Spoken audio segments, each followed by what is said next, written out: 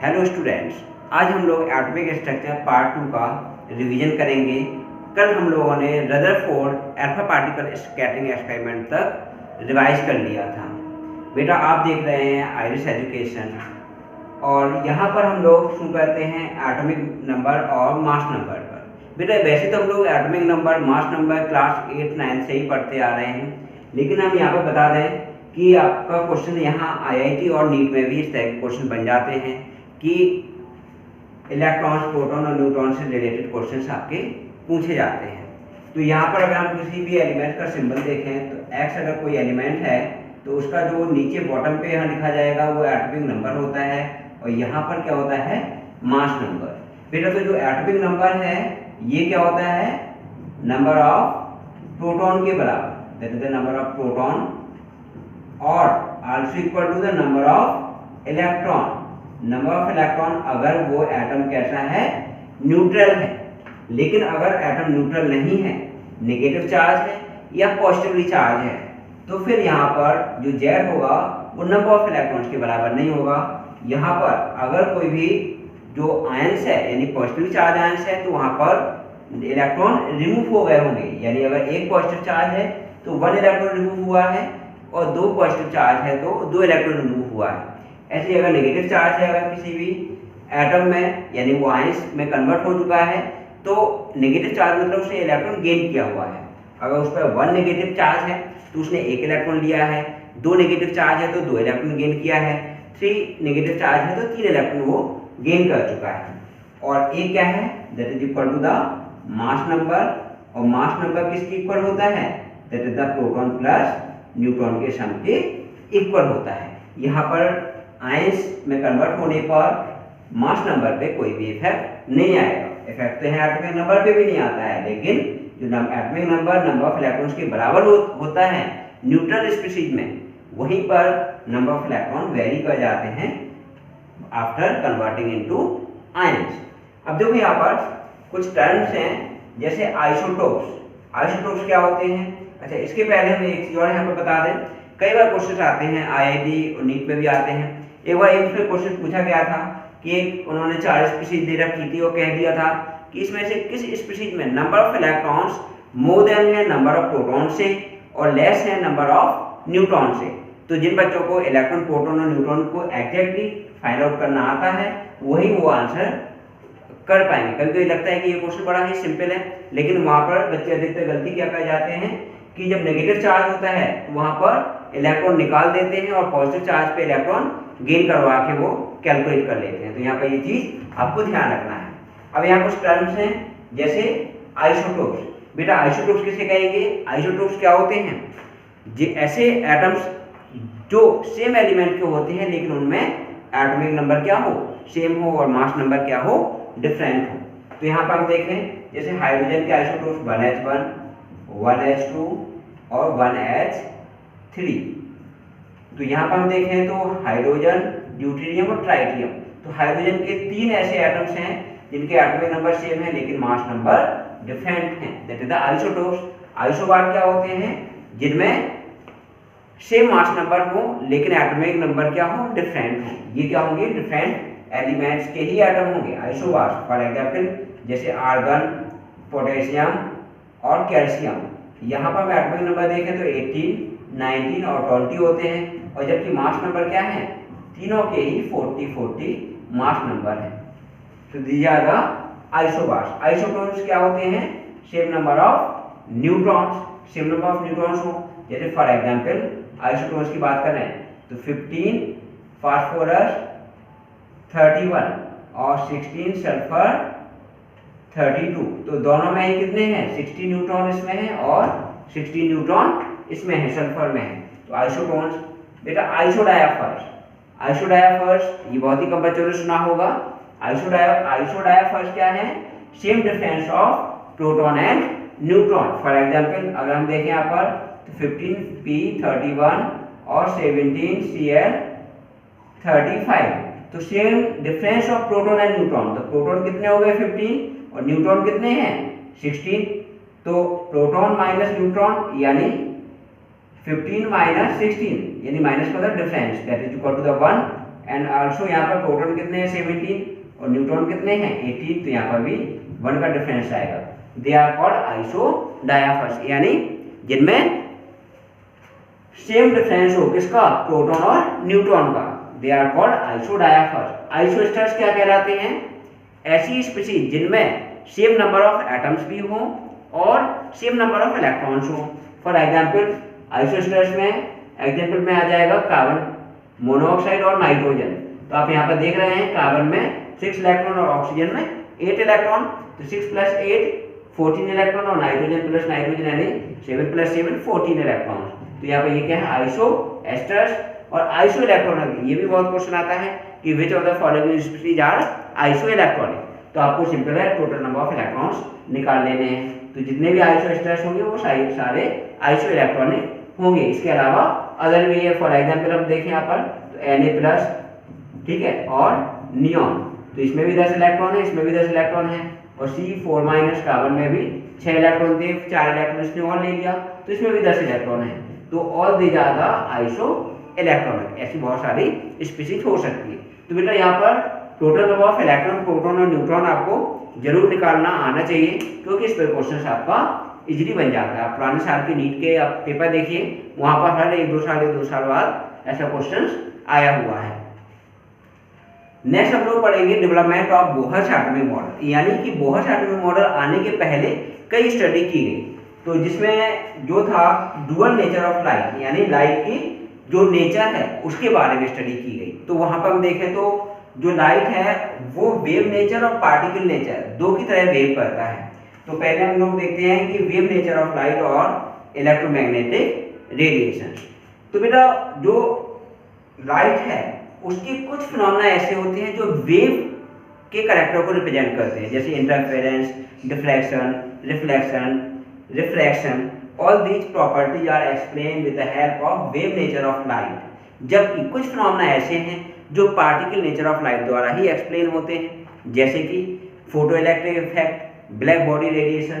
तो इसका मतलब है कि जो लाइट है उसका नेचर कैसा होता है, डुअल नेचर होता है, यानी wave nature as well as particle nature.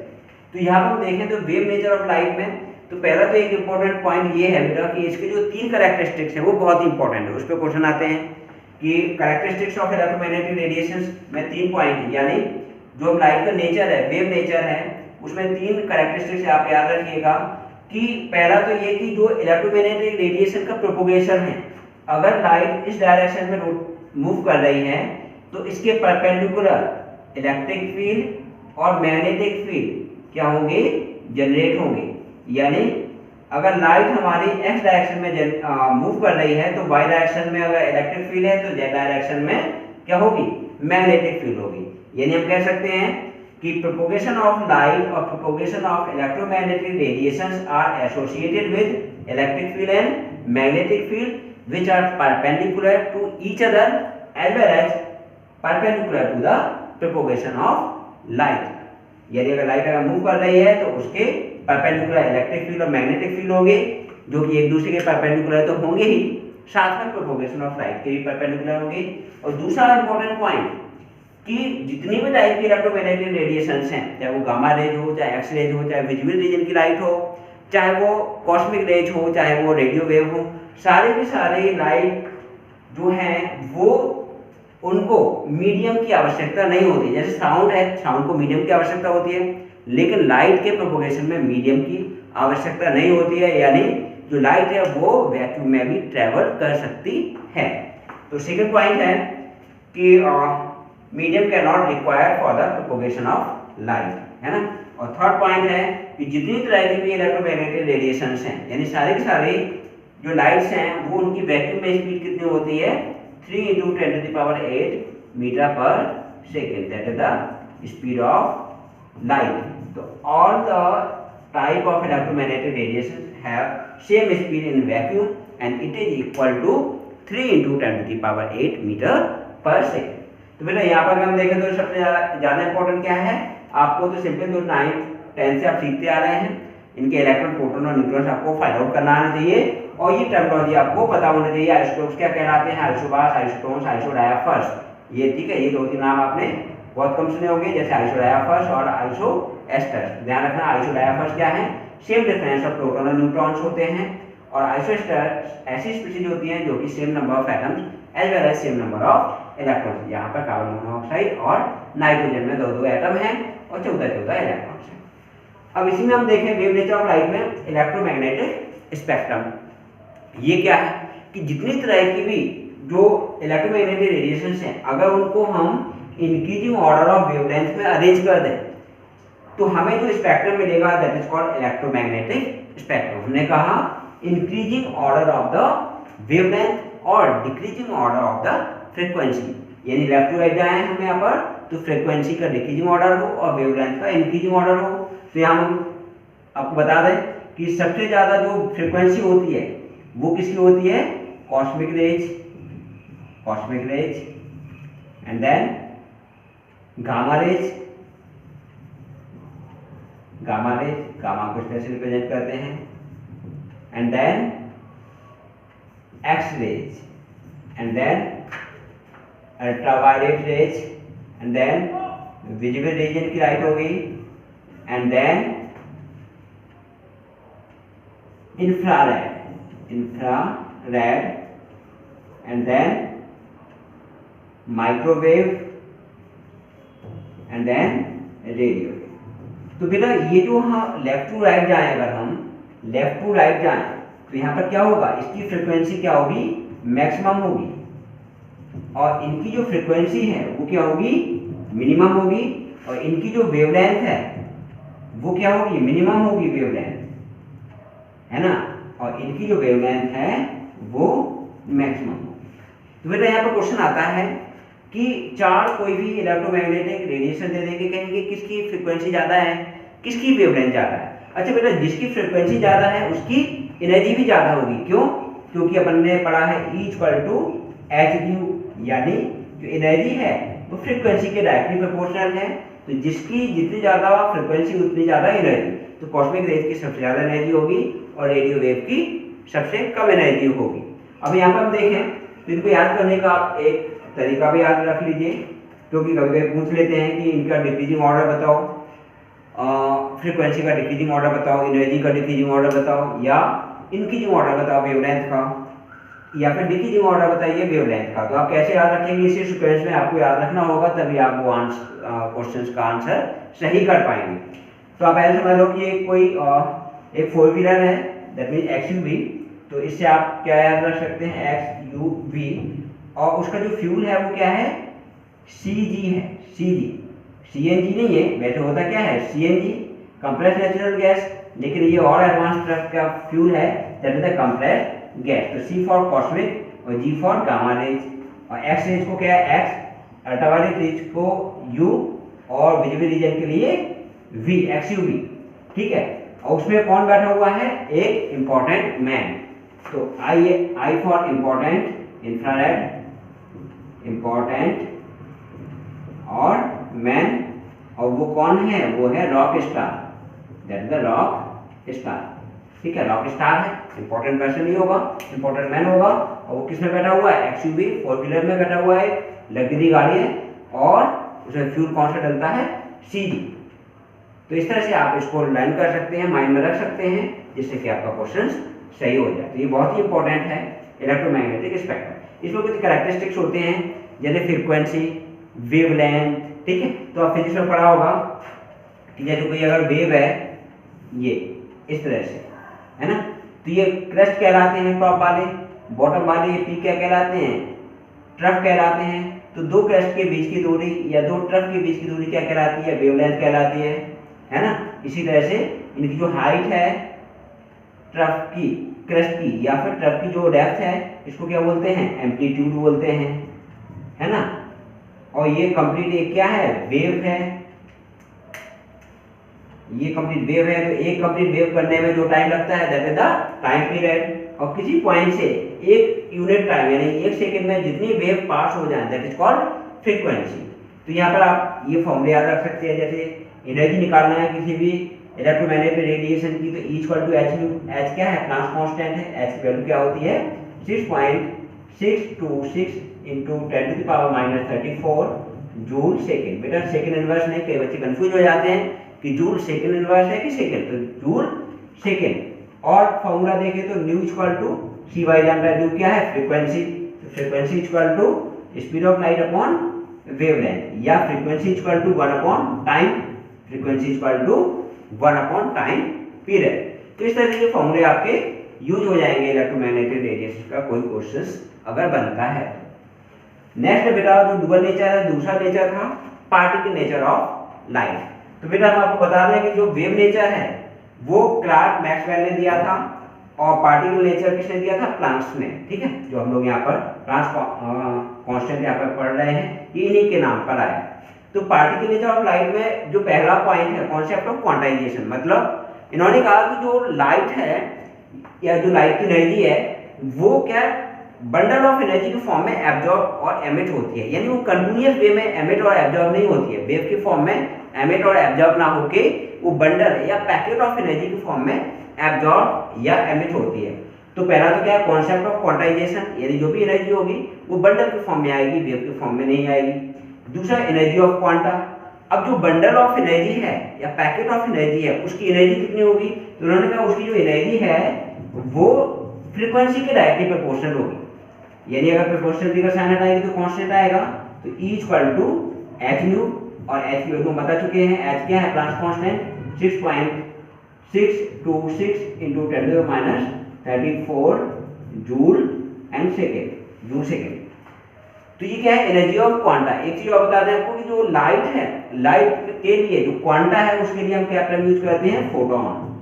यानी जो लाइट है, लाइट का क्वांटा क्या होता है? यानी लाइट का जो पैकेट ऑफ एनर्जी है उसको बोलते हैं फोटोन, और फोनोन किसको बोलते हैं? फोनोन होता है हीट, यानी जो हीट की एनर्जी है उसके पैकेट को क्या बोलेंगे? फोनोन। और थर्ड है क्वांटाइजेशन ऑफ एनर्जी, यानी जो भी बंडल होगा एनर्जी का वो फ्रैक्शन में नहीं आएगा। ठीक है, ऐसा नहीं है कि अगर मान लो किसी एनर्जी है उसकी जो कोई भी इलेक्ट्रोमैग्नेटिक रेडिएशन है उसकी एनर्जी मान लो एच न्यू है, तो उसकी जो एनर्जी का फॉर्म होगा वो एच न्यू या 2h न्यू या फिर 3h न्यू, यानी एक बंडल या दो बंडल या 5 बंडल, इसके फॉर्म में वो एनर्जी एब्जॉर्ब या एमिट करेगा। ऐसा नहीं है कि वो 3/5 h न्यू हो जाए या फिर 5/2 h न्यू हो जाए, यानी फ्रैक्शन में एनर्जी एब्जॉर्ब और एमिट नहीं होगी, पूरे के पूरे बंडल के फॉर्म में होगी, है ना। और फिर नेक्स्ट वो है जो कि इसके सपोर्ट करता है पार्टिकल नेचर ऑफ लाइट को, that is the photoelectric effect. Photoelectric effect क्या होता है?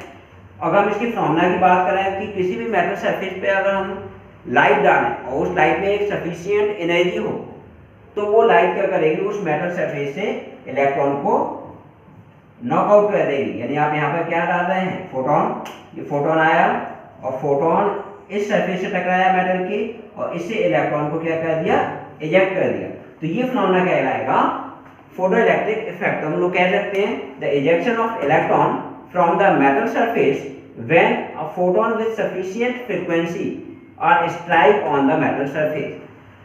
तो वो मिनिमम एनर्जी जिससे कि वो मेटल से इलेक्ट्रॉन निकल जाए वो एनर्जी कहलाएगी थ्रेशोल्ड एनर्जी, और उससे एसोसिएटेड जो फ्रीक्वेंसी होगी वो कहलाएगी थ्रेशोल्ड फ्रीक्वेंसी। तो हम लोग कह सकते हैं, समझ सकते हैं कि अगर मान लो कोई फल लगा हुआ है, कोई एप्पल लगा हुआ है या आम लगा हुआ है और आपको मान लो उसको गिराना है, एक स्टोन से आप उसको मार रहे हैं कि वो उसमें फल में जाके लगे और वो फल नीचे गिरे, तो एक मिनिमम या सफिशिएंट अमाउंट ऑफ एनर्जी आपको देनी पड़ेगी कि वो जो फल अटैच है उसकी टहनी से वो बॉन्ड टूट जाए, वो वहाँ से ब्रेक हो जाए, और अगर आपने पत्थर और ज़्यादा तेजी से मारा उसमें तो वो रिमेनिंग जो उसकी एनर्जी होगी स्टोन की वो क्या होगा? उस फल को लेके दूर तक ले जाएगा। तो यहाँ पर यही है कि एक मिनिमम एनर्जी तो चाहिए है कि वो इलेक्ट्रॉन यहाँ से निकल जाए सरफेस से, लेकिन अगर ज़्यादा एनर्जी हुई तो रिमेनिंग एनर्जी उसकी काइनेटिक एनर्जी में कन्वर्ट हो जाएगी। यानी जो एनर्जी ऑफ फोटोन है एच न्यू वो दो पार्ट में डिवाइड हो जाएगी। एक तो थ्रेशोल्ड एनर्जी जो मिनिमम अमाउंट ऑफ एनर्जी चाहिए है उस इलेक्ट्रॉन को निकालने के लिए, और रिमेनिंग एनर्जी किस में कन्वर्ट हो जाएगी? Kinetic energy of the electron.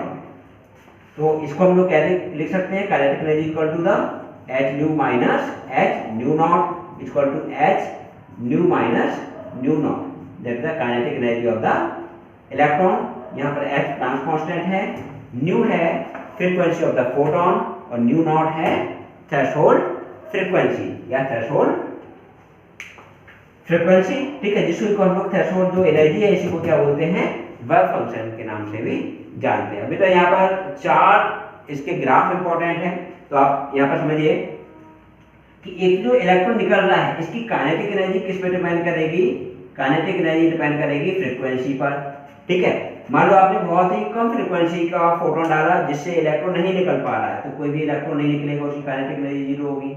लेकिन जैसे जैसे आप एनर्जी बढ़ाते जाएंगे तो यहाँ पर क्या होगा कि यहाँ पर एक थ्रेशोल्ड फ्रीक्वेंसी आने के बाद अब ये इलेक्ट्रॉन इजेक्ट होगा और काइनेटिक एनर्जी इसकी बढ़ती जाएगी। तो कह सकते हैं कि जैसे जैसे फ्रीक्वेंसी बढ़ाएंगे kinetic energy of photo electrons बढ़ती जाएगी। लेकिन अगर हम इंटेंसिटी बढ़ा रहे हैं तो kinetic energy of photon change नहीं होगा।